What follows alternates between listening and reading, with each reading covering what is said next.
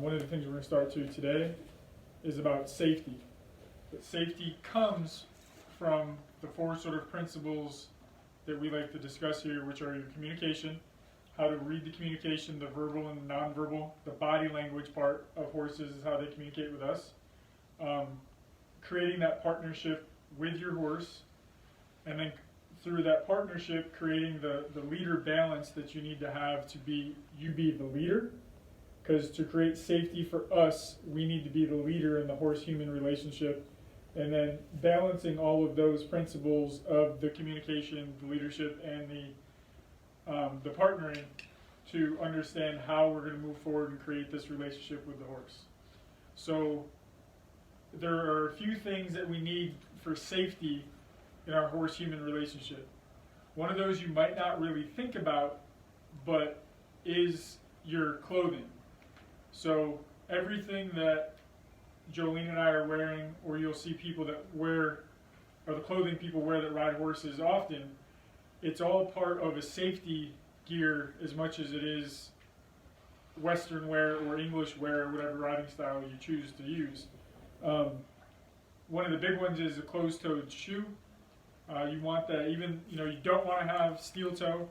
Steel toe is one of those things you want to avoid, but you definitely want to have a firm leather shoe to help absorb anything that would happen, and say the horses accidentally step on you or anything of that nature. You want to have some sort of barrier between the horse and yourself.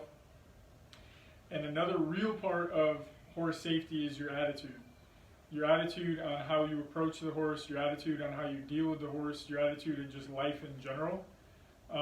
You want to be very calm. You want to be calm and assertive, like we talked about yesterday. You want to be a presidential leader. You don't want to be a dictator.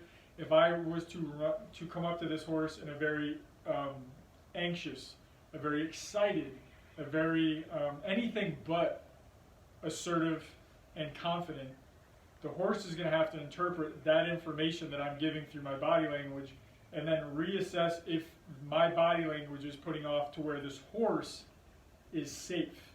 Safety isn't just for us, it's for the horse. We're trying to put off whatever energy that we're putting forth, that the horse can absorb that sort of information through our body language to where the horse is safe.